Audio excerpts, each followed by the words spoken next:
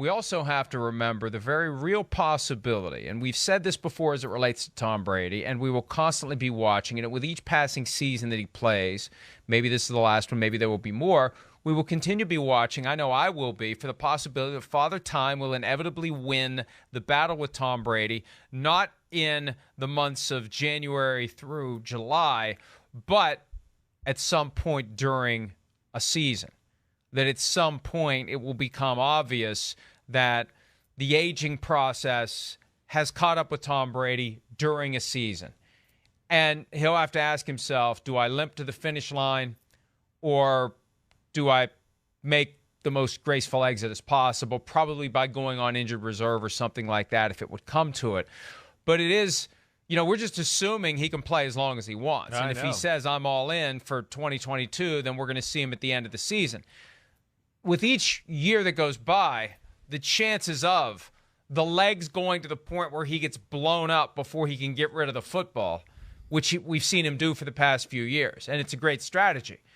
I just get rid of the ball so they can't hit me. If they hit me, they get penalized and they get fined. He still gets hit sometimes, but he gets rid of the ball. At some point, it's inevitable. 45, 46, 47, 48, 49, 50. At some point, if he keeps going, there will be that moment where he gets hit squarely, and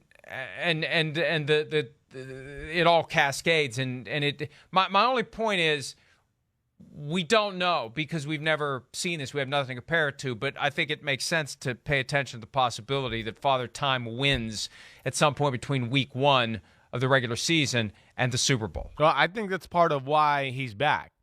I know he has told people that after the season was about as good and as healthy as he's felt finishing a football season.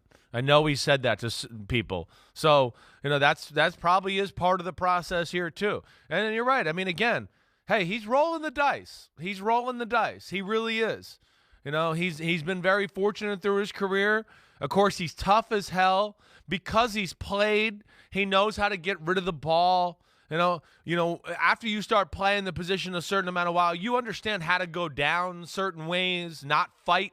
The fact that you are going down, just go with it. What's the point of me fighting and trying to stay up with this 300-pound guy? Let me just fall. It's less wear and tear on your body. He's become, he's next level with protecting himself and how to take hits and do all that because of the years of experience, let alone he was naturally good at it before. And that's what it is amazing. It is. But, I mean, we don't see I didn't see, other than, hey, when pressure gets to him, it does affect his decision-making. We know that, whether it's the Saints game, the Washington game, it's the same story. The Rams game in the playoffs. Again, the Rams should have won that game by 40 points. Pressure, that's his kryptonite. There's no doubt. He can't do anything. He can't move off the pocket, move out of the pocket. He's not that way. But other than that, you don't see oh man, he's really struggling in that area. Oh, he can't even move up in the pocket and shuffle that way. There's nothing physically glaring to where you look at him and evaluate him and go, well, I'm worried about him here at 45 this year. I saw this last year and it bothered me and I'd be worried about it. There's nothing other than what you talked about. He's just going to avoid hits and he's going to leave some people open downfield because he's not going to stand in there and take some shots. But like I said, and like you're saying, there's physically, as of right now, nothing to look at to go, oh, wow, I'm concerned. And the other reality, too, is he knows when he walks to the line of scrimmage, when he sees the defense, when he couples that with the play that's been called. Yeah, he's master class. He knows who the open guy is going to be. Yeah. He told me 5 years ago after Super Bowl 51, he was on this program, and he said, you can't show me anything that I haven't already seen.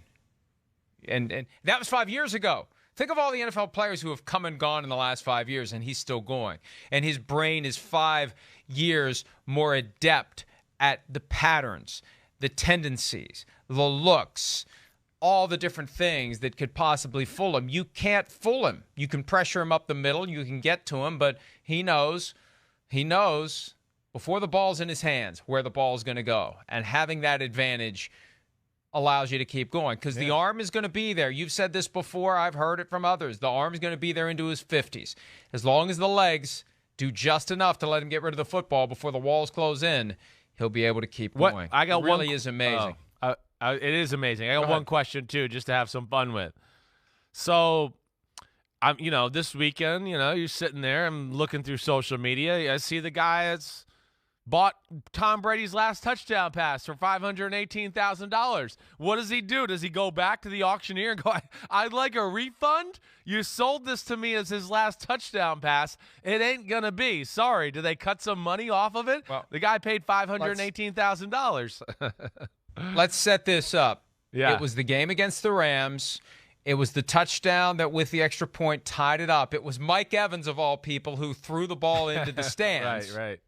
Even though he had an inkling that Tom Brady may retire, he's the guy who threw the 600th touchdown pass into the stands during the season. So they auction off what they call Tom Brady's last touchdown pass. And obviously it's not. But whoever bids on this has to know that there's a chance the guy's going to come back. Right. It's Lelands.com handled the auction, and they had sent me the email over the weekend, just the day before, about the $518,623 paid by a bidder, and there were 23 bids on this thing. There's the touchdown, there's the ball, and it ends just before he throws it into the stands.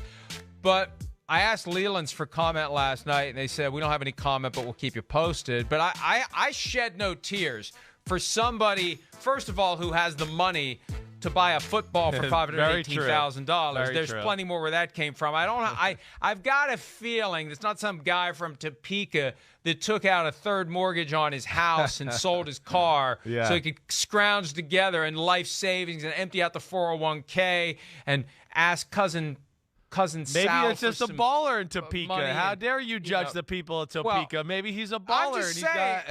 Maybe he's got 4 Rolls Royces in his driveway and he can afford it. How dare you? That's my point. That's my point. Yeah. It's whoever got that bid. There's more where that came from. So don't shed any tears. Okay. Number one, the person's really rich. And number two, they're kind of stupid because they should have seen the handwriting on the wall. You're right. Boom. You're right. I don't feel sorry anymore. That's a good point. You're right. He was rich already, and you're not reading the tea leaves if you didn't think Brady was coming back. You're stupid. All right, period. Let's go to commercial break. I think that's a good note to go off to. Hang on. Hang on. I got one more thing to say. Yeah. We got to watch the free agency now for the Tampa Bay Buccaneers. Sure. Ryan Jensen's already back. Leonard Fournette removed what appeared to be a farewell post from his Instagram page to Tampa. Maybe he'll be back. Gronk. The bat signal will be on for him. The bat bleep crazy Gronk, signal will be on. Brady, for come Gronk. back. So they're going to get the band back together, and it all comes back to what we said a half hour ago. My God, it's already been more than a half hour. When you look around the NFC, like, holy crap, we got a chance here. No doubt. We got a chance. Yes. Let's keep as many of these guys together as possible. Wouldn't it be funny if Ali Marpet unretires too? It would. He just called it quits. Well, they might call ago. Antonio Brown back. You never know. They might be like, hey, let's get him back too. Let's see. No, they might draw the line there. No, I have a feeling that's. But I have a feeling that ship has sailed. It's going to get any of the guys that were on the fence about leaving in free agency, whatever, retirement. It's all going to make them think. It's Tom freaking Brady. You got a chance to run it back. They're going to look at it and go, wait, we didn't get our best effort there in the divisional round. We weren't at full strength. So we didn't get to play our best football. We were a banged-up football team that had to deal with some Antonio Brown dysfunction stuff at the end of the year that certainly caused issues. So, there's a lot of ways they're going to look at it and still go, no, we're the cream of the crop, let alone like we've been saying. I mean, you look at the NFC right now, you just go 49ers, Rams, Bucks, Packers.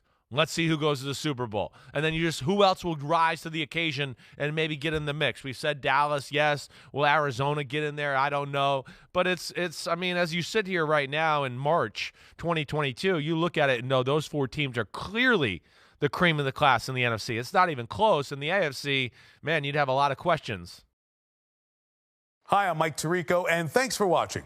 Make sure to hit subscribe for the latest news and highlights from NBC Sports.